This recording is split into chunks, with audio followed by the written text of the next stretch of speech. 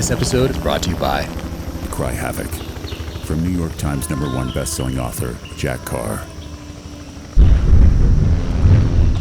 Cry Havoc, a Tom Reese thriller. Order now. Gabriel Allon has been awarded a commission to restore one of the most important paintings in Venice. But when he discovers the body of a mysterious woman floating in the waters of the Venetian Lagoon, he finds himself in a desperate race to recover a lost masterpiece by Leonardo da Vinci.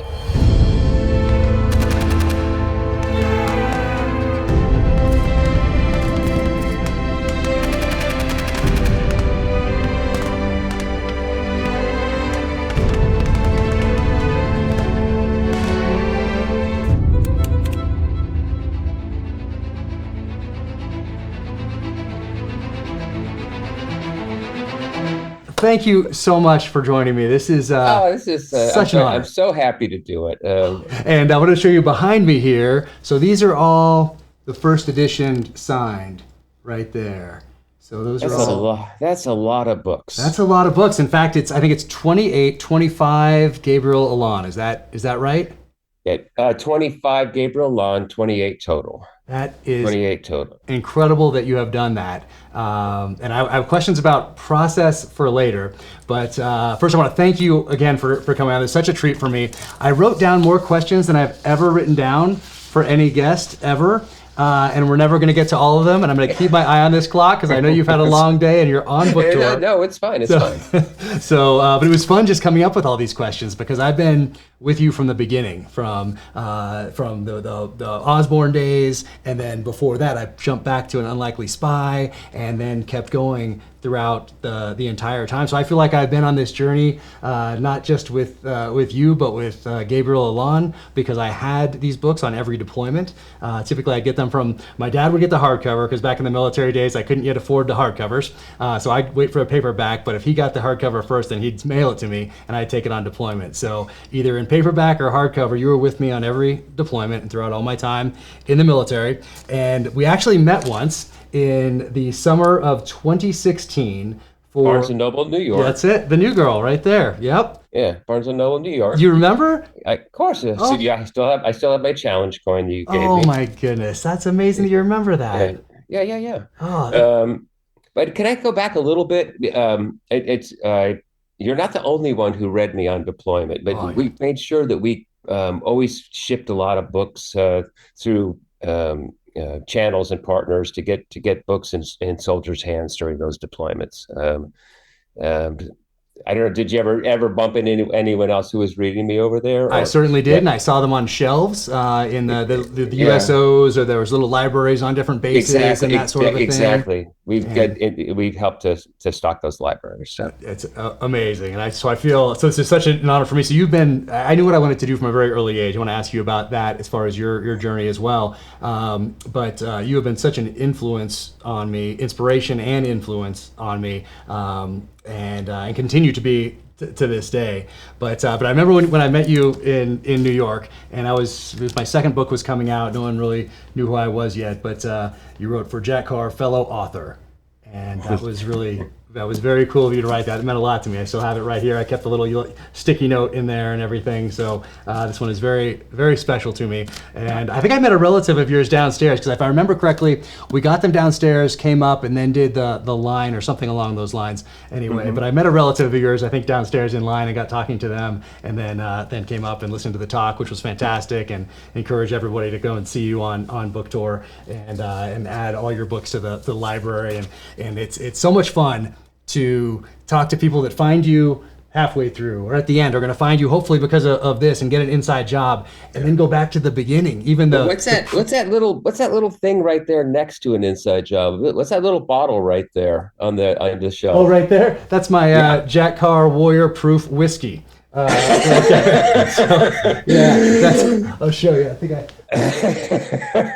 bottles around here. So it's if you can see right there, it has my logo. No way. Yeah. So it's pretty powerful stuff right here, but it's really good. That was the thing. Anything that I do has to it can't just throw the logo on something. It has to be as good as everything has to be at the highest quality possible. And so this is is it wild turkey strength? It's way better than wild turkey, but strength Yeah. wise, what is it? 100 and I forget 125 proof. So Whoa. it's a sipping whiskey right here, and it's really and came out way better than I possibly ever imagined. So it's pretty fun. Congratulations. It's pretty fun. What is your drink of choice, or do you have one? I'm a wine drinker, but I do enjoy a good Manhattan. I have to be honest with you. Or Wonderful. whiskey in a glass is fine. Depends on the day, I guess. Yeah, whiskey in a glass with a little bit of ice is just fine. Oh, that's fantastic. And I love that every one of these books is also an education. For me, an education as far as history woven into all of these. I like to weave a lot of history into my novels. And then there's the way that you write. There are very few authors out there that I can pick up a book or a passage, let's say, or start reading a chapter and not look at the cover, not know who wrote it, and be able to tell who wrote it just because of the prose. And you do that, and it's beautiful. It's this combination, and I think you're really the only person that does it at this level, morphing what's called like the literary fiction with commercial fiction in a way that appeals to both sides, people that think they read literary and people that think they just read commercial. But you've done this unique thing with your character and your writing that really elevates it, and it's just fantastic. I can't say enough great things about you and your books. Well, our colleague, the late Vince Flynn, once told me that no one could ever write my books for me because no one could write like me. And I guess I do have a distinct style.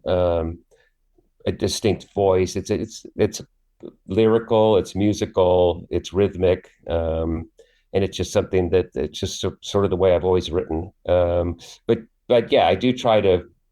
I guess in many respects, I'm a failed literary novelist masquerading as a thriller writer, and so I do. If you say what are your top five novels, favorite novels, none of them are spy novels or thrillers. I'm a literary guy. Yeah.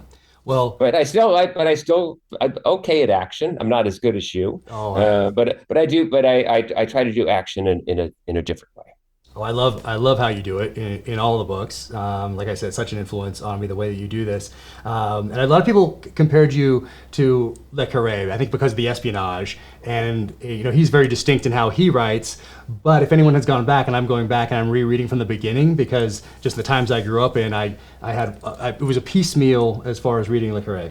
But in no way is there any other than you both write in a similar genre, I guess you could say, that there the similarity ends as far as I'm concerned, especially if you read from the beginning. So now I'm going back and reading them in order, which is very interesting to do, the Le Carré novels in order now, because I missed a few in there, probably some of the less popular ones, because every decade, he'd have a big one every decade kind of thing that people go back to. But now I'm reading all the other ones as well in order, which is interesting to do. But that was all meant to be a compliment and say that no one is doing it like you do it and have done it. And I'm just it's just an honor to talk to you. Thank you. It's more than I deserve, and you're being very kind. But thank you. Thank you so much for that. And before we get to Inside Job, though, I want to ask about your path into publishing. Okay. There's a little bit of a different landscape back then. And I want to talk about your growing up in Merced. Were you always a reader back then? I think you used to sneak some of the books off. I think some of the books your mom was reading, I believe, some of the commercial fiction was influential on you back then. But did you always know that you wanted to be a writer or a novelist of some sort, or was it journalist first and then writer? When did this path become clear to you? I think that my school teachers recognized it first. And my fourth grade teacher, was putting really good books in my hand when I was a kid. I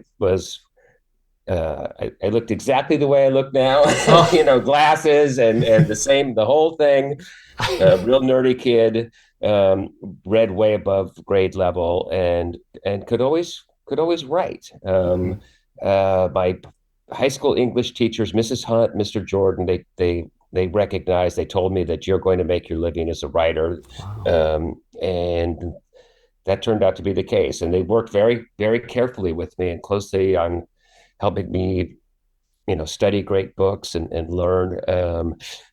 But I did spend 15 years as a journalist, not quite 15 years as a print and television journalist, but it was all in preparation for what I really wanted to do, and that was to be a novelist. Oh, that's fantastic. So I chose journalism as the pathway to get there. All of my literary heroes, or most of them, were all journalists, whether it's Hemingway or Graham Greene, Dashiell Hammett. Just journalism seemed to me to be the way to go. That it would be good training in the art of storytelling. Excuse me.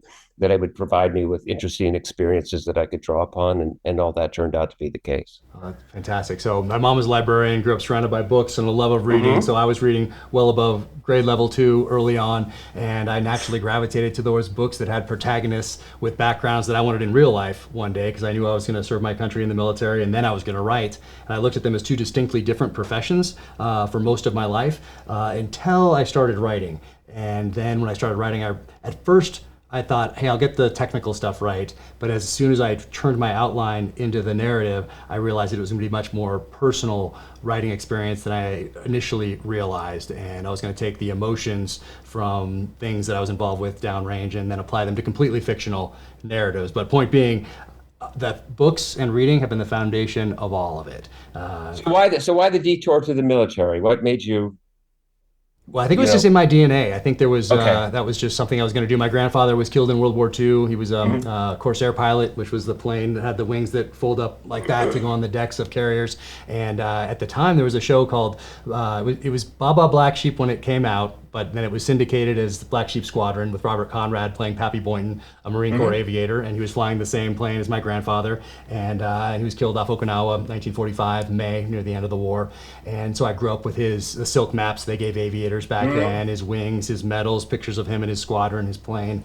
And so that probably did have an impact, but I think it was in my blood also. And then watching that show, that is I think the impact and importance of popular culture, and that was an influence. And then the movies and TV shows I was watching, the books I was reading, all of those things I think played a part along the journey. So I just knew the military had to come first, and the writing would come second. So remind me, what year did you enlist? 1996. 96. Okay. Yeah, 1996. So I was reading a paperback of the marching season in August of 2001. Yeah. And I was contemplating, I thought, there's nothing really going on in the world right now. I did all this training. I thought I was going to do all these secret operations as soon as I got to my first SEAL team. That hasn't been the case. I think I'm going to join the CIA. And in no small part because of what I'm reading, Michael Osborne, in your books. And then September 11th happens. And I'm on deployment for that. And then I realize I'm going to stay in for the rest of my time and do the job. And so then moved on from there. My last year and a half in the military, I started writing when I realized, drop my papers, which means you're getting out of the military, and you go in kind of a different pile, and you go to medical and dental and get read out of secret programs and turn in gear and all these things, but you're a little bit off the radar. And so then I started writing. And by the time I got out, I was almost finished with the first novel. Oh my gosh. That's extraordinary. How long did it take you to do it under those circumstances? I started December of 2014. I wrote my first words, and then finished. I was editing in the summer of 2016 when I got out, and edited a little bit into the fall, and then sent it to Simon & Schuster directly to Emily Bessler, who I wanted to be my editor because I saw Vince Flynn thank her in the back of his novels. So I thought, Emily Bessler will be my editor, and then sent it direct to her, which is similar to how I think you did it. You got put in the slush pile or something. I got picked off the slush pile, yeah, and for the uninitiated listening in, the slush pile is unsolicited manuscripts, but it was I was a print journalist and working every day and writing all day as a professional writer, and I packaged it well, and the person that read it and liked it, her name was Becky Goodhart, if you can believe that. Becky Goodhart. Wow. And it was a Friday night thing. They would send the junior most editors into the room with the unsolicited manuscripts, and they'd get a six pack and sort of laugh at the pros and make fun of us. And she started reading this. I was like, oh, okay, and this is pretty good. And it was just uh, a situation where in a very short period of time, people at different houses were reading it, and the offers started coming in. So that's the way it works for me. And so I got an agent after I had offers. That's amazing. I had one offer, and then I got the agent. Emily had me out to New York, and we had coffee. I think she wanted to make sure I wasn't a crazy person, and said she wanted it. She said she wanted to publish it, but she said you need an agent. And I said, well, how do I get an agent? And she said, well, I'll introduce you to four and pick one, and we'll go from there. So that's what I did. But in your lead up, you were working on a master's, weren't you, at in San Francisco at the time you got picked up for UPI? I finished my undergraduate degree. I started a master's program at San Francisco State in international relations, and I got hired at United Press International in San Francisco. It was the sort of the West Coast hub of UPI back when it was still a premier news organization. And I was hired as a 6-week temporary to help cover the Democratic campaign. Remember, what it was in 1984. Okay. It was in San Francisco. And they hired me right after that. And so I tried to go to school and do it at the same time. And it was just, the hours were just killing me. And I'd be working overnights and things like that. So I swear to God, I still have the anxiety dreams of that I'm showing up for a test at grad school and I haven't studied. It's just really it's one thing in life I wish I could have finished that, but I just couldn't do it. Well, I think you've more than given yourself that I sort of have an unofficial, several unofficial master's degrees, I think, at this point. Say. It still bothers me, though, that I wasn't able to finish the damn thing. But as I went to Washington, worked on the foreign desk, and then went overseas. And I met my wife in the Persian Gulf, actually, during the I lived in Cairo and Bahrain, both places, and before your time, when the Iraqis shot that XSA missile into the Stark, remember that incident? Sure do. That frigate, and so we put the entire Kuwaiti oil fleet under U.S. flag, and we're escorting them through the Gulf during the Iran-Iraq War. So Jamie came over there on a Pentagon pool, as we call it. And we just met one evening, and we decided to get married pretty quickly. Oh, that's fantastic! Yeah. So all these decisions. We had a lot of Navy guys came to our wedding because they felt responsible, because we had a sort of we met through the military, and a number of flag officers were at our wedding as a result. Fantastic. They took credit for our schedule. They'll take credit for anything. Don't you let them. That's fantastic. What was it like living in Cairo back then? Because I did visit Cairo before I joined the military. Did a lot of traveling because I wanted to before I joined the military. Now I'm glad that I did, because a lot of those places are harder to get to now. I know you've been to Moscow. I went to Moscow as well before I joined the military. I went to Odessa, Morocco, Cairo. What was it like to live there, though? Because I was just passing through. I loved it. I lived in this beautiful old building in the Garden City neighborhood of Cairo, right on the river. One of the Sadat daughters was my next door neighbor. I guess the most interesting aspect of my time in Egypt was that I really focused a lot on what was going on with the Islamist underground and the jihadist movement that was there at the time. We had a number of terrorist bombings and other violent incidents, and actually went into a kind of a dangerous situation one time where they had taken over this village in Upper Egypt, and myself and a couple of other reporters wanted to go see what was going on down there, because they declared a little miniature Islamic republic right in the middle of Egypt, wow. Mubarak's Egypt. Not a good idea. Um, and after getting detained and roughed up a little bit, I got the most fascinating interview with these guys from Gamma Ismailia.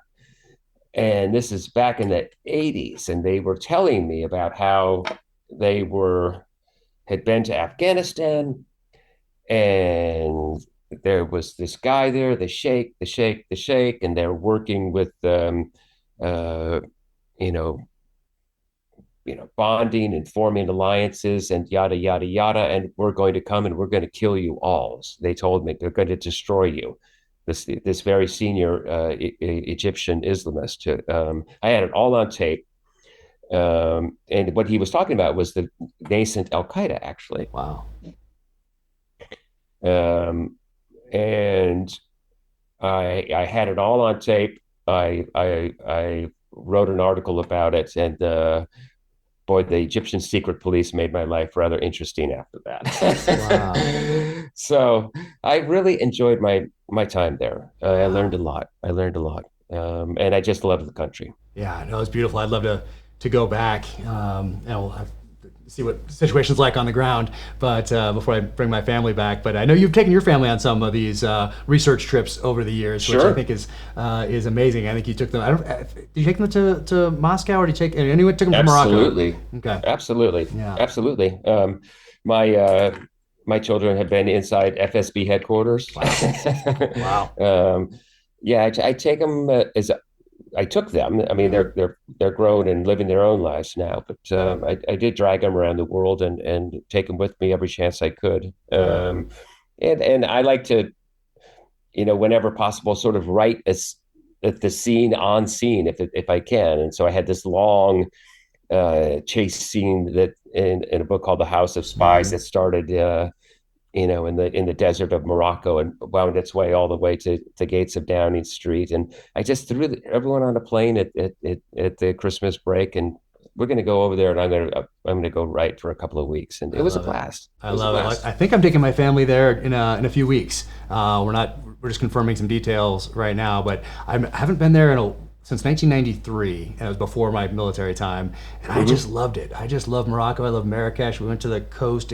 I just absolutely loved it. And now I go back and I think about what it was like to be in those places, the sights and the smells. I have some pictures still, and I use them now as if I'm doing research for the novels, because I might not be able to go to some of these places, so I end up weaving them in. Even the one we're filming right now, True Believer, I put Morocco in there because I had been there back in 1993, and it made sense geographically for the story. So I'm really looking forward to taking my wife and our youngest are going to go over there in the next few weeks, and we're really excited about doing that. I went in the winter time, and the weather was incredible. Yeah, that's better. That's a better move. I was there in the winter time in '93 as well. Did you go up to where it's in the mountains and see the snow? No, it's just so amazing that that the mountains are so high there, that just unbelievable amount of snowfall that they take in certain times of the winter. It was just fascinating place. Yeah, I think we'll get out to the mountains this time, since I didn't get to do it the last time I was there. So, but I'm so excited to go back and experience it with them.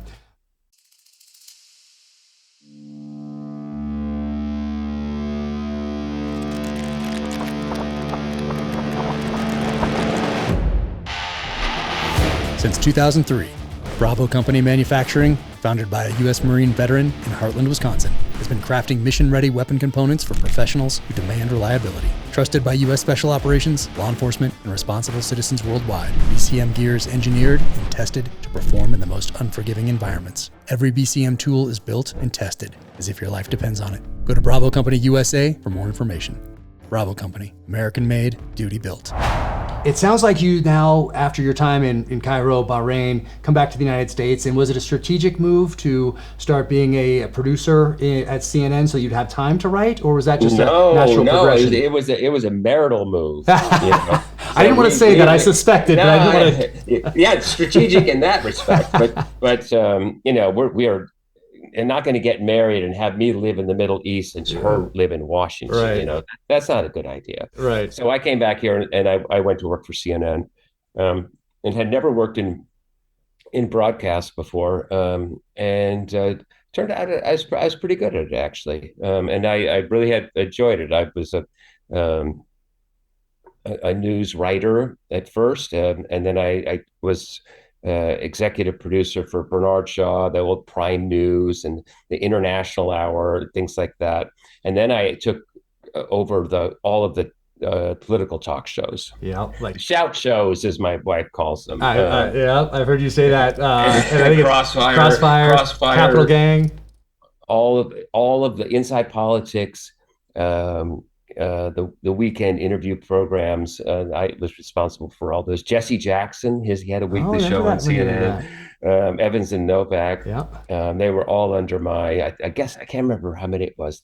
13 programs a week. I was the EP of. It was a big job, that is a and lot. so it was during that period where I was, managing and not really writing anything. That's where I'm in my early 30s, and I tell my wife, this is what I really want to do. Mhm. And when she stopped laughing, No. because everyone wants to write a book, and I said, no, this is I'm serious. This is what I always wanted to do with my life, and I just got up every morning and I would work for 3 hours. And then at 9 o'clock, I would get on my first conference call. And so I wrote my first novel entirely in secret. That's amazing. And then I had to tell my bosses that I was going to need a little time off to rewrite on it. It came as quite a shock. Yeah. And then I tried to do both. I tried to write my second novel. When I was working full time, and I just couldn't pull it off again. I was going to be a failed television producer or a failed novelist, and I had to pick one or the other. So I had enough books under contract where, I felt that I could give it a go, Yeah. and so I left the business Wow, that's awesome. and started writing full time. Yeah. And then Gabriel Allon appears in the my fourth novel. Yep. As you know, As I know, and, yep. And I want to ask you about. It must have been interesting to do all those shows because that was a time when the shout shows weren't really the norm. Now, of course, they're the norm. Everyone's shouting at everyone all the time. But Yeah. back then, it wasn't really the norm. They were kind of different. So I would watch Crossfire every day after school in high school. It came on the West Coast a little bit earlier. So between sports and dinner, I think it would come on the West Coast back in those days, late '80s, early '90s. And so I'd watch Crossfire religiously, and then also on PBS we had McLaughlin Group on Sundays, I believe, if going back in the memory bank. So, and I really liked that format then because I found it very informative and different. And now today it's just everyone. It's different times, but back then I really did like that format back then, specifically for Crossfire and for McLaughlin Group on PBS. And one of the things that I did with Crossfire, I think it's an innovation that you can see now, is that in old days they would pre-book their shows days and days in advance, and sometimes you have breaking news and things like that, and then Crossfire would come on the air with this program that they'd already had all set up, and it was off topic. It just didn't feel right. Like the network would sort of come to a screeching halt. And I said, no, we're not going to do that anymore. And I had the courage. I had two really solid guys, Mike Kinsley and Pat Buchanan. I learned that Patrick Buchanan could, when he wanted to, he could read to camera just like an anchor man. Mm-hmm. And I said, guys, when there's breaking news, we're throwing out the program and we're going to cover the news. Wow. And I turned it into a news show that mixed opinion in with it. So, many nights we would just, they used to have that old format where it was two guests, four guys yelling at each other for the whole time. I would bring on reporters. I would debrief them. I would cover the breaking news, and then do the debate in the second segment. Just little things like that turned Crossfire actually into a news program, and the show succeeded in ways that it hadn't before. It reached a much broader audience for CNN. I fully admit that I'm responsible for putting lawyers on retainers, paying Oh, lawyers during the OJ trial. oh I, wow. hi- I hired a bunch of lawyers so that because Crossfire would come on right when OJ would adjourn for the day Wow. on West Coast time. We'd come on. We're like the first show out of the gate every night. I had my guys doing OJ for months and months and months. Wow. Wow. The ratings were through the I roof, bet. I bet. through the roof. Uh, Unbelievable, unbelievable. what a Um, time. But what but a now it's changed. The cable business is look. There's disruption is a mild word for what's mm, going on in the media landscape right now, in books as well as in information, and we are in a real turbulent period right now. So yeah. I don't know how many of these cable channels are going to survive beyond 5 years. It's hard to it's we're gonna the reckoning is about to happen. I guess that's the way I'd put it. Yeah, it's an interesting time to be certain. And then the first book, The Unlikely Spy, right over there. Yep, It's 1996, and I think you hit the New York Times list right out of the gate. I did. I Amazing. did. I did. I can't remember where I debuted, um, but I pubbed in January, so I stuck on it. But they got into the top 10 on my second or third week, and Amazing. I just hung around for a while. I had a good long run. It didn't rack up, huge numbers, but I was on the list for several weeks, and had a pretty good debut. And was that always your first novel, or did you have some that you started and put aside? And then what made you focus? I know you're a student of history and specifically World War II, but why was this the book to start with? I just was World War II buff, and D-Day buff, and World War II intelligence and deception. Really loved all that. I think that the book succeeded, in spite of its genres. That it Right. sort of had been it that it tailed off by then a little bit, Mhm. um, and Robert Harris actually was able to get a couple of really great World War II books back on the list. But Yep. I think in general, a pure World War II spy story has sort of wasn't the way it was in the 70s and 80s. But Right. it's an old fashioned book, and it worked. Yeah.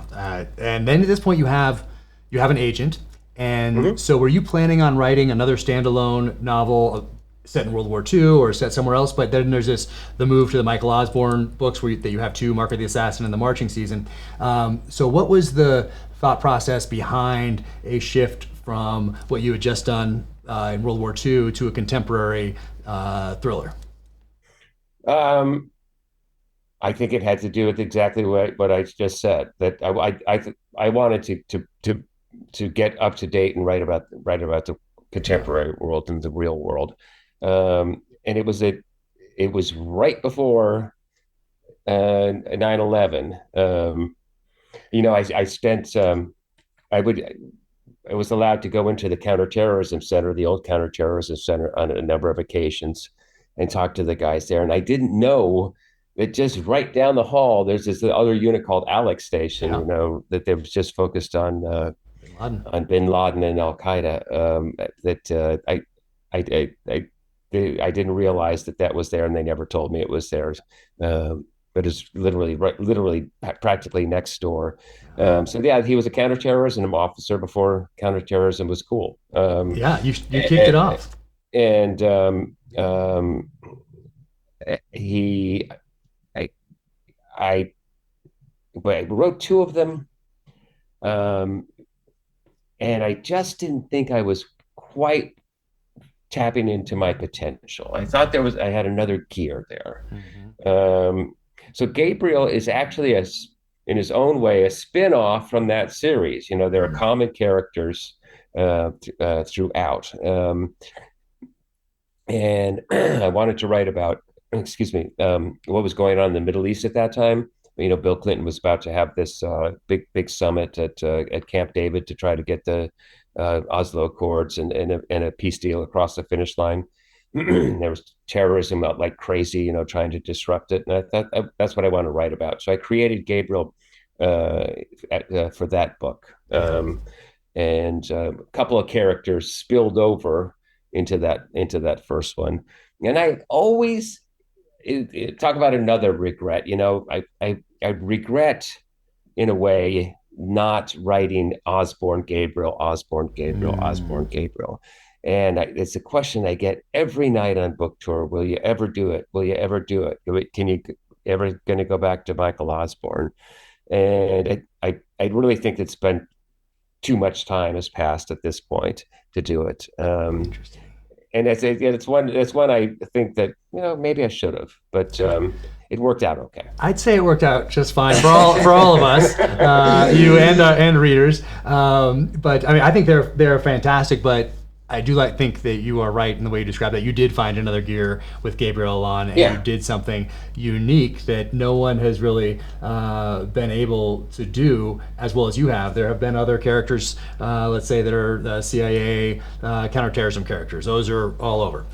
There is no one like Gabriel Allon, and you found that up next gear. Thank goodness for all of us, because they're absolutely fantastic.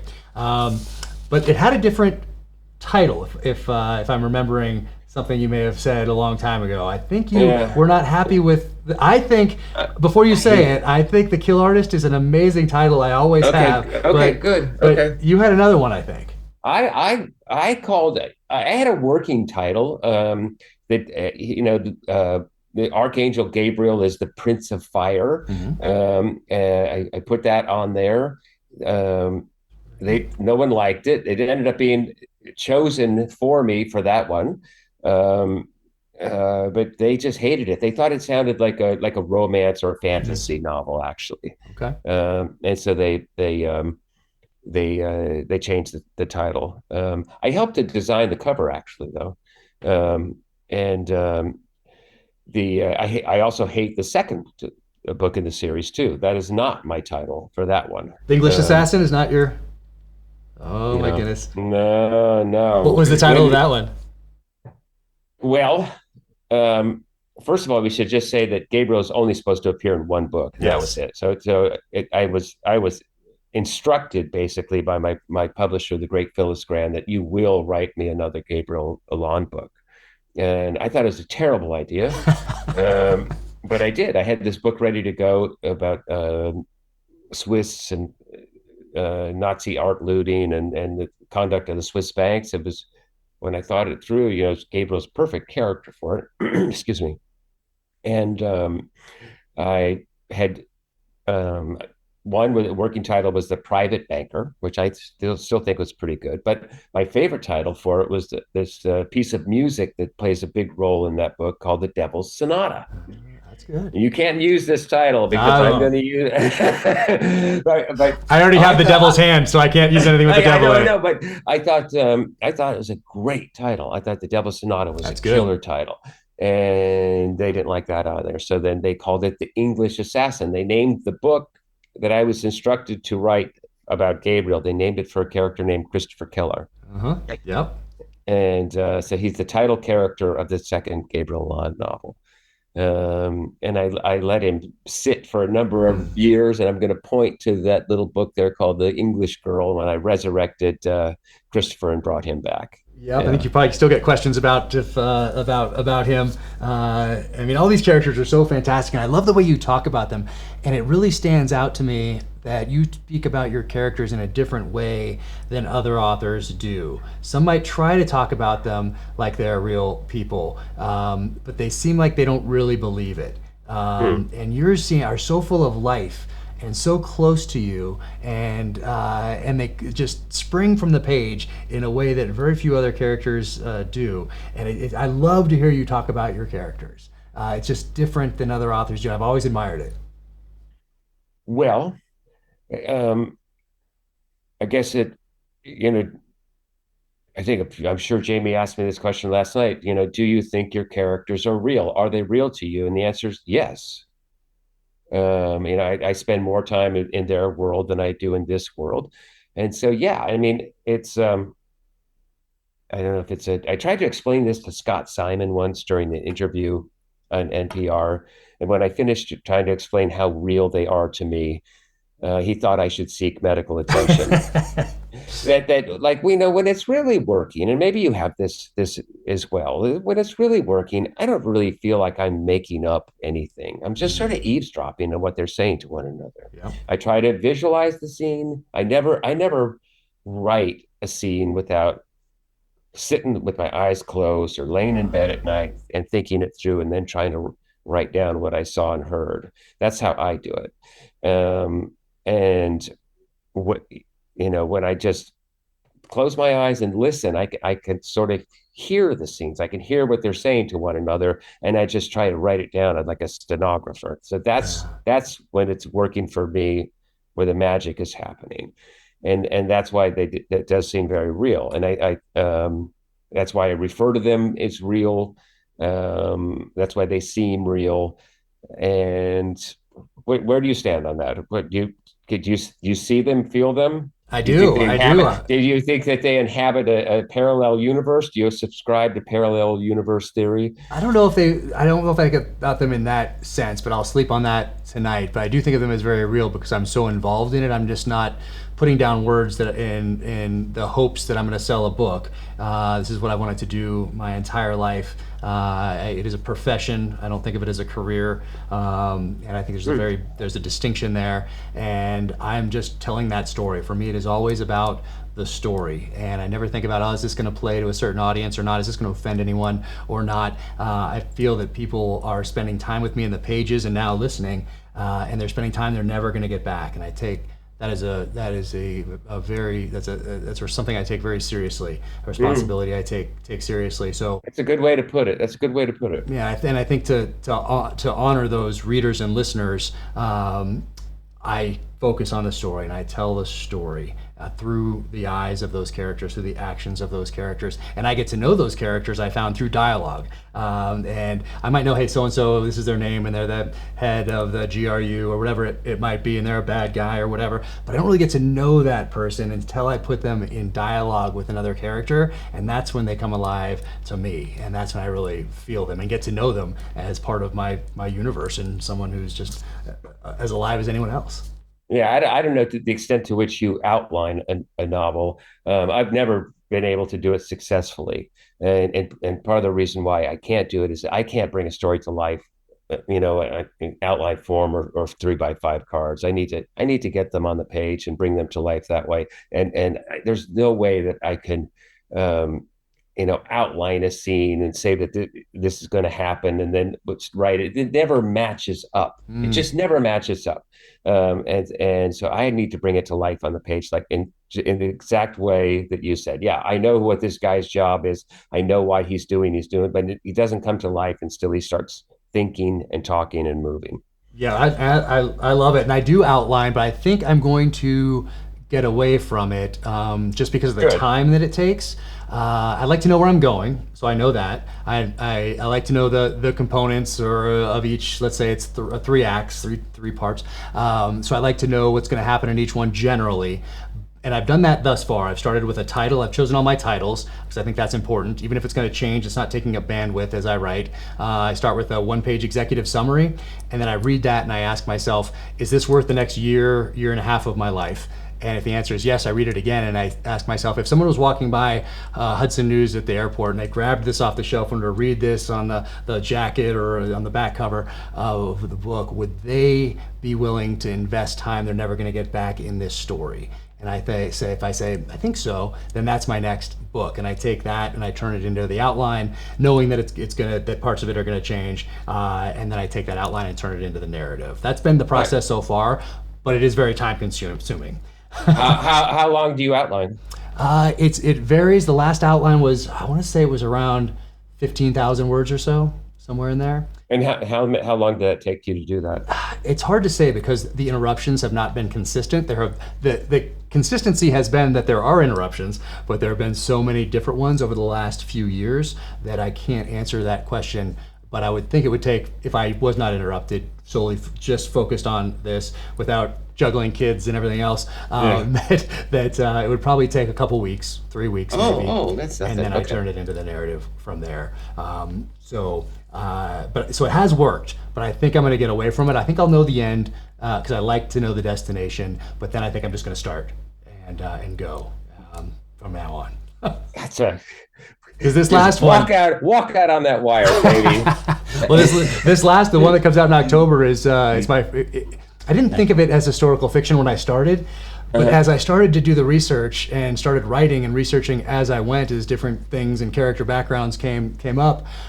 Wow, it took a lot more time to write a book through the lens of 1968 than I thought at the outset. So I did not get it in time this time, which is why it didn't come out in June and why it's coming out in October. But I didn't want to rush it either. I knew I had to write all of these characters through the lens of 1968 without the benefit of 55 years of hindsight. And they could only bring their experience up to that point to the problem set, to the conversation, to the story. And wow, I couldn't just say, hey, they're listening to Creedence Clearwater Revival and something like that and go. It's 1968. No, I had to feel like 1968. I wanted someone who had lived through that period to know that I put in the effort to try to capture what it felt like, and that just took so much time. So that was a lot. Have you watched the PBS Ken Burns Vietnam? I have, and I watched it when it came out, so I didn't revisit it because I didn't have time to revisit it for this. But I will go back, and I'll probably, when I watch it again, I'll probably say, "Oh, I should have watched this as I was writing." Yeah. But 1968 is a interesting year, terrible year. But what is it? Where are your characters? What part of Vietnam are they? They are primarily in Saigon. There's Bangkok in there too, obviously in Thailand, and then I have Moscow, and then I have the Washington D.C. area. So primarily, and then I have Laos as well. So it's northern Vietnam, but also Saigon, and then into North Vietnam and Laos. So it was a lot. It was a lot more than I anticipated, but I really don't think anyone has done an espionage that I know of anyway, because I wanted to make this more espionage as well. And so I wanted to drop an espionage story, kind of because we have The Quiet American, Graham Greene, and that's in the 50s. And then we have Tears of Autumn, but that's 74 by Charles McCary. And then Le Carré's Honorable Schoolboy was, I think, 1977.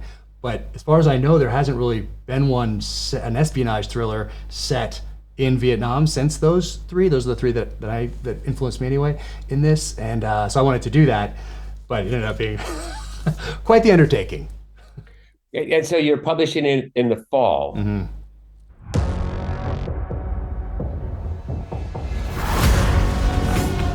The Sig Sauer MCX Spear LT. With reduced IR signature coating, folding stock, fully ambidextrous controls, SIG suppressor ready, and interchangeability with all MCX LT barrels and handguards. Pairs perfectly with a Tango 6T optic, selected by US SOCOM in 2017 as the squad variable powered scope. This setup is ready to go. The Sig Sauer MCX Spear LT. Sig Sauer, never settle.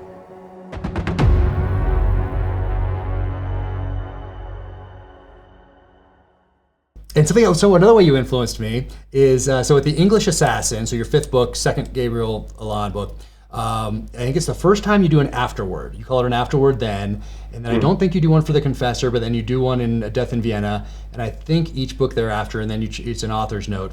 And so I started doing that with my fourth book, because I was getting all these questions about what was real, what was not, and if anyone was to read your author's notes and read mine, they would see some similarities there, because you definitely influenced me in that respect, the way that you talk about what was real and what was not, and I think that's just fantastic, and it's so well written too. I love your author's notes. Thank you. They're absolutely incredible, and I was curious why you started doing it and when you started doing it, for what reasons? I felt an obligation to separate fact from fiction for the reader. Yep. I think it's fair to say that if you look closely at my books, that they're sort of romantic plays. I'm writing. This one is I took a real scandal at the Vatican and turned it into a novel. I wrote a book about MBS and turned him into gave him a different name, and I used the murder of the Khashoggi, and uh, that's just the way I prefer. I like to have a Mhm. kernel of truth to it, and go from there. And I just have always felt obligated to tell the reader, what I did and why, and to expand on some things. Yep. And that darn author's note, which takes several days to do it right, Oh yeah. it has become very popular. And I know some people actually read the author's note before they read the book, which is odd. And I always I'm conscious of that, so I always read it in like, well, am I giving anything away here? But some people just go straight to that. They read that first, and then they read the book. I understand because I want to do that, and I did it with this one because I knew we were going to be talking, and I wasn't sure because I just got it the other day, and I love it. It's fantastic. And what keeps you coming back to Gabriel? He is you and he. It's the world's greatest fictitious art restorers, and obviously Gabriel is healing himself as he's healing these paintings. And you've taken him from someone who we meet where he's outside of the service, gets pulled back in. Then we have him as an intelligence officer, an assassin, perhaps, both in some cases. And then, well, he's come back in a very natural way to becoming an art restorer and he's always been an art restorer, but it's been in conjunction with his intelligence duties. And now he's an art restorer that sometimes gets pulled back into the world of intelligence. And I love the way that you have transitioned him in this sort of an arc. And I think it's very natural. And you've aged him age appropriate. First book, of course, and then maybe it's getting a little murkier now, but you've aged him. You haven't kept him at like age 40, like a Bond or something like that. So I wanted to ask you about that. What keeps you coming back to this character that we all love, and what was the decision that you made early on to age him appropriately? Well, he was, as you, well, let me go back to say that he was not supposed to be a continuing character. So he was perfectly age appropriate for someone who had done the things that he had done and had been out of the service for, at that point, like 8 years. He had been out, and when we meet him, he is a broken, grieving wreck of a person, living very reclusively. In this little house in Cornwall, restoring paintings for his friend Julian Isherwood. He's in bad shape, and so. But the series, for better or worse, got in sync with the real world, and it chronicles the first quarter of this turbulent century that it's all there. With 9/11 and the aftermath and the global war on terrorism and the financial crisis and the rise of Putin and the rise of the global far right, and it's all there. So he did age along, and so as you very aptly pointed out, it's a little murkier now, and I did that on purpose. I wanted to reset the character, maybe retouch him a little bit, restore him a little bit myself, changed his appearance slightly, detached the series from the clock. So now it's just sort of exists in its own space, time and space. He has this incredibly beautiful wife and these two young kids. So he presents on the page. I know exactly how old he is. I don't know his actual birth date. I referred to it once as what the most closely guarded secret in the office, what Gabriel's birthday is. But he is what he is, but he doesn't present it that way on the page. And I wanted to set him so I could write him for as long as I want, because I'm actually having a lot of fun writing this new version. And the last thing I would say is that you aptly pointed out that he was an intelligence operative his cover job was that he was an art restorer. Now he's an art restorer who used to be an intelligence operative and a spy. And it's It's a small but not insignificant difference. And I love how you have done that. I seem to have combined your interests. I know you're an art, I don't know if you say aficionado or student or art lover, but you combined Art your lover. art lover with your character, and so that's another lesson that I took from you. And I really did want to write Christopher Keller as a nested spin-off, and just really kind of my publisher, it just, please don't kind of situation. Sort of like your publisher saying, you need to be where you are. And another regret that I didn't stick to my guns, because he's still there to if I wanted to write him as an MI6 series. And but look, I went to a great deal of trouble to put Gabriel in a place where I could write him for 5 more books or 10 more books. Do I have other things that I'd like to do? Yes. Do I have series that are on the drawing board? I do. Is he impossible to ignore? Absolutely. He's just there, and he's just ready. He's the coolest guy. Yeah. He's witty, he's elegant, he's erudite. He has the best pair of eyes in the business for point of view. He has great point of view in the way that he, when he wants to, freeze an action sequence and turn it into a painting so that it stops, tricks like that. He has the ability to spot a forgery instantly, and that means he can spot a forgery of a person instantly as well. So he's a remarkable character. A stroke of good fortune that I created him when I did. Serendipitous in a lot of ways, that I created him, and I really just do love to write him. I'd love to spend time with him. I laugh and cry along with him, but also something that you do a little differently also, and I think this is probably a lesson that I took from you as well, even though I didn't realize it, was that Gabriel's on a journey. And my character's on a journey, and I think that's one of the reasons that it sticks out, because that's something that we all have in common. Every single person in this world has in common with one another, is that we're all on a journey. Might be different journeys, but we're on a journey, and they recognize that in the characters. Not just this Israeli Mossad agent, art restorer, who's now dropped and is going to save the world, or a European city, or whatever it is, from a specific threat, and now a little bit different specific threat. And it's not that at all. He's on this journey, an amazing journey, and he's been wounded, and he's healing, and there's such depth to him and the stories. So I think that really resonates with people subconsciously, because they're not like, oh, I can't differentiate this book from the last one. What's this guy saving the world from again? It's not that at all. And I think that journey really does subconsciously in a reader or listener's mind really play a key role.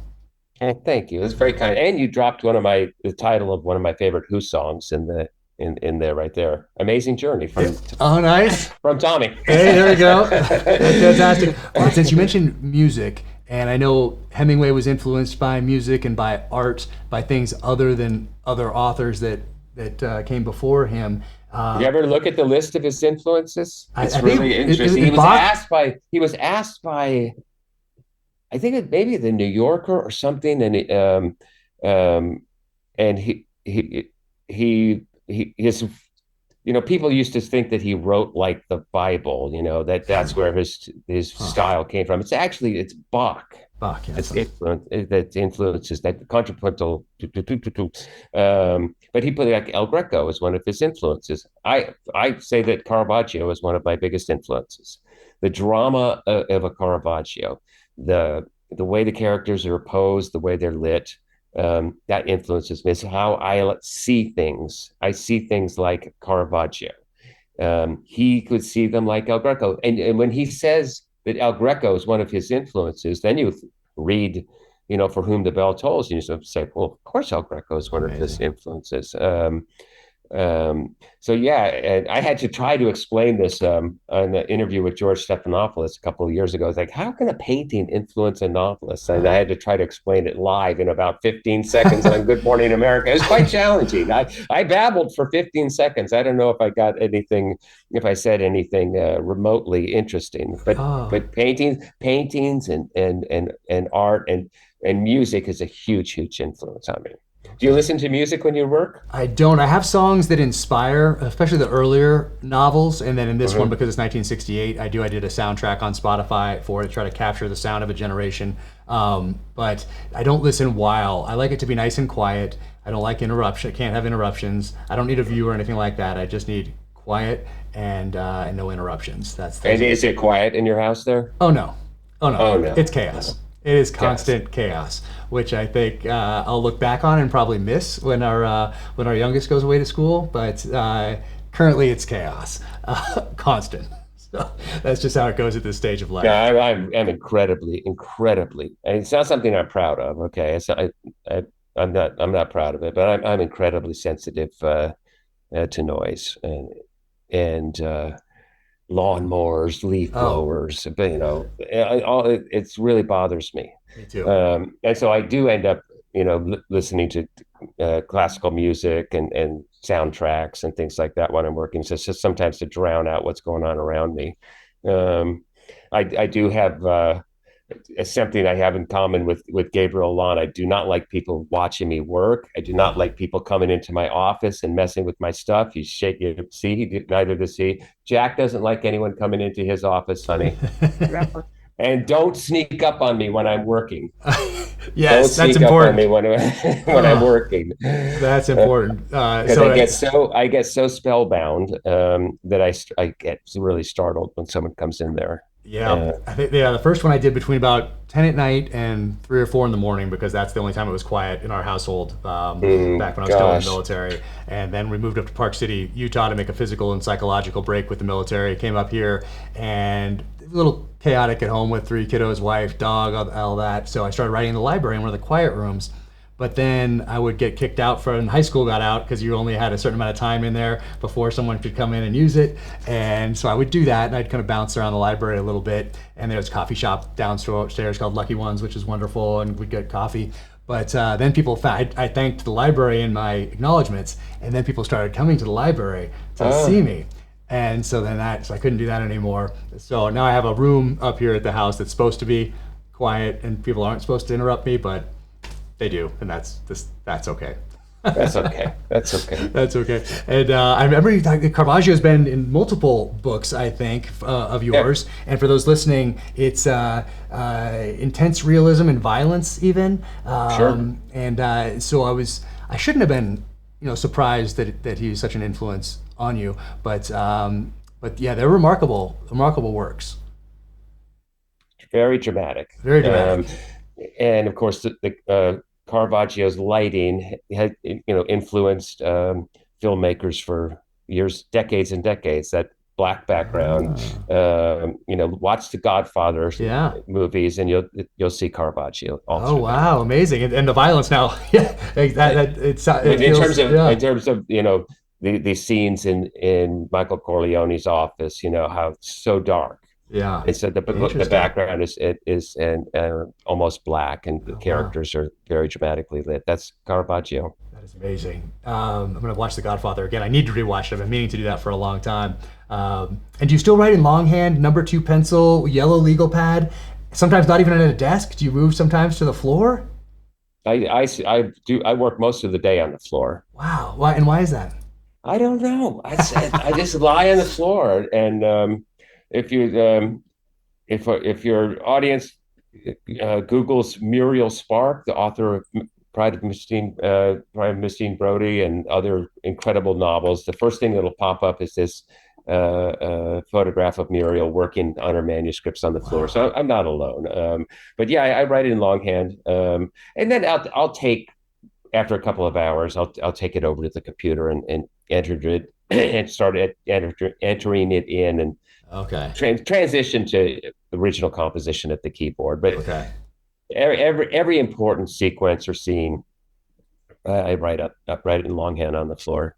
I always thought that I would do that because as a kid, I thought I'm always going to write longhand as I'm writing stories for English class or whatever it was, knowing that one day I'm going to do this. I thought I'm never going to type. It just, cause I couldn't type as fast as I could think back then.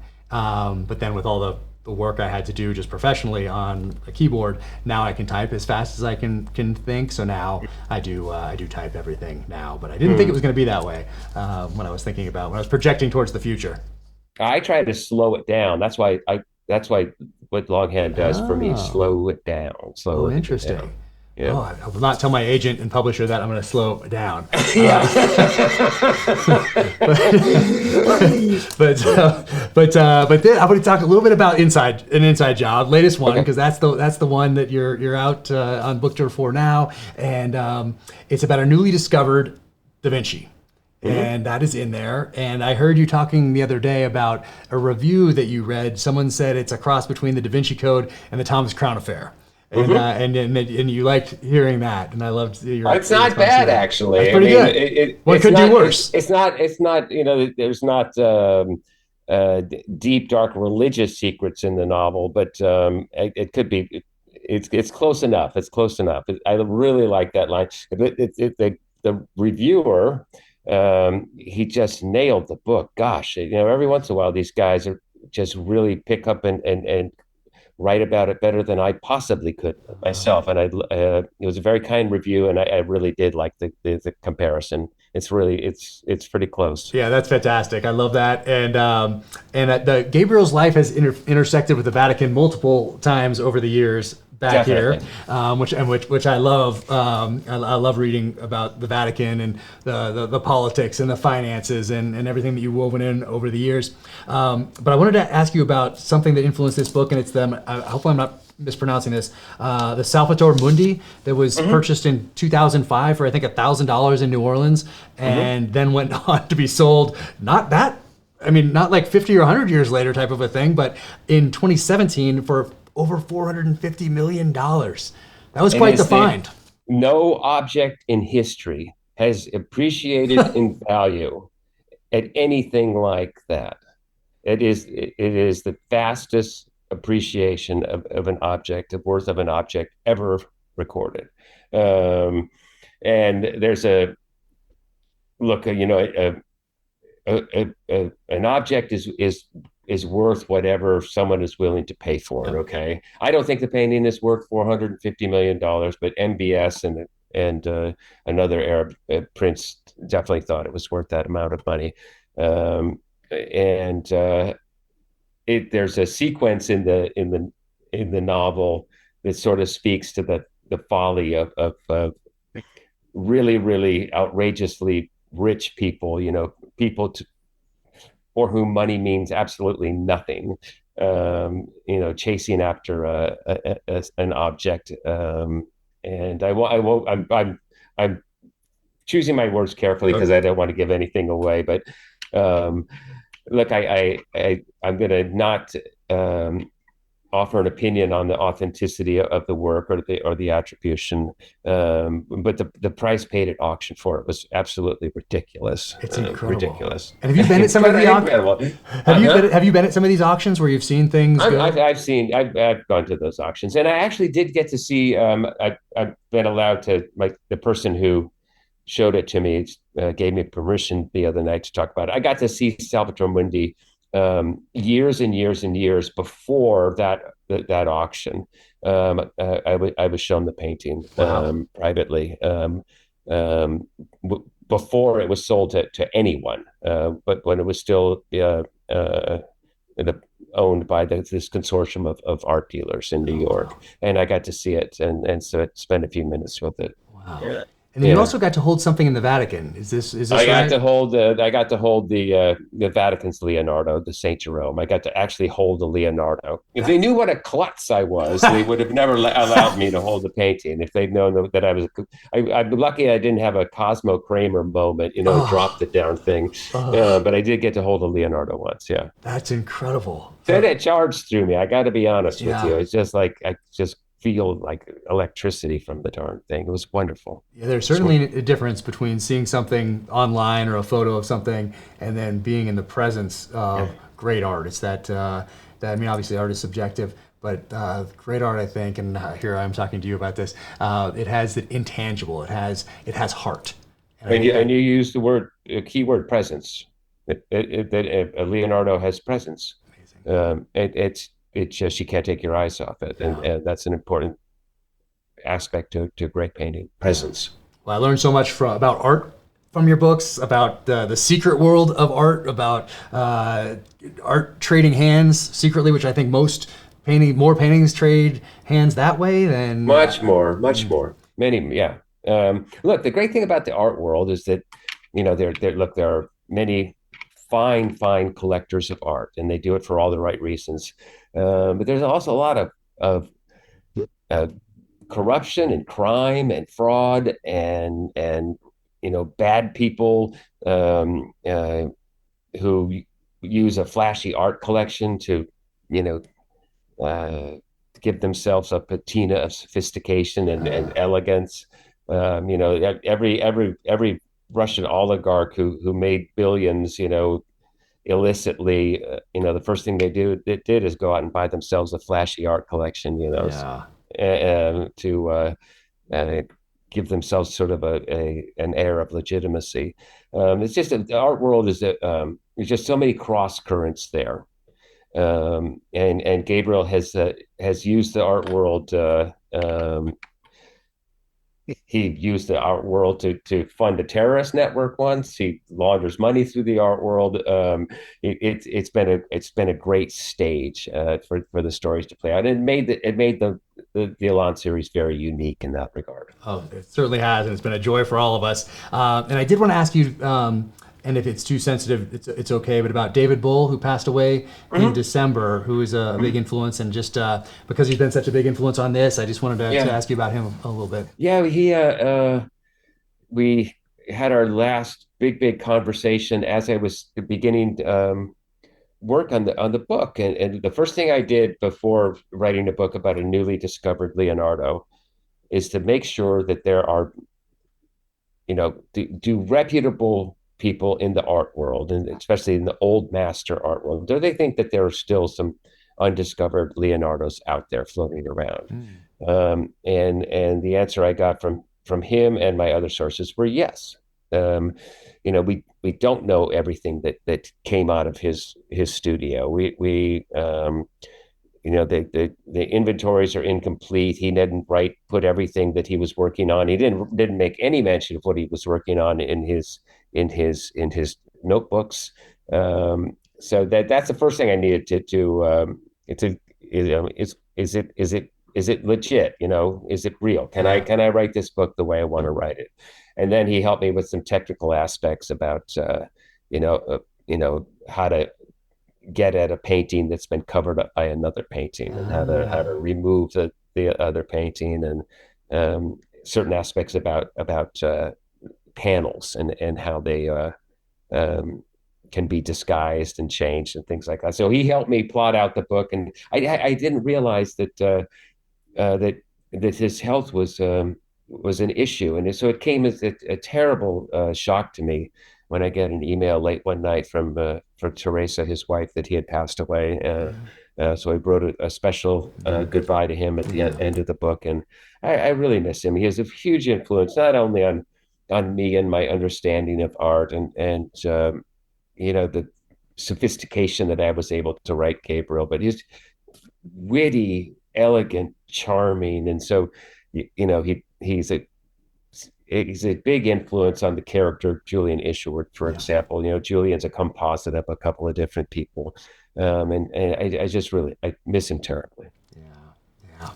And I realized that a lot of people in the art world read Gabriel Allon, read you, that don't read any other books in the genre, or commercial fiction, or thrillers, or espionage books, or anything like that, because of the art. And I think in mine, I have a kind of a subculture of Land Cruiser aficionados from the 70s, the 80s, the 90s. There's kind of this subculture of people that drive Land Cruisers like I do, and my character does. And so it's, dissimilar in many ways, but I think Gabriel just got himself a Land Cruiser, actually. Oh, nice. Was that interesting? Which one did he get? Yeah, he picked up a house in Cornwall. That's right. He Yeah. got it. So he needed some wheels out there, some good wheels. Again, Venice, they don't have a car there. Don't need one there, but and I want Don't to get need to one Cornwall. I've never been to there. Cornwall, and I really want to go.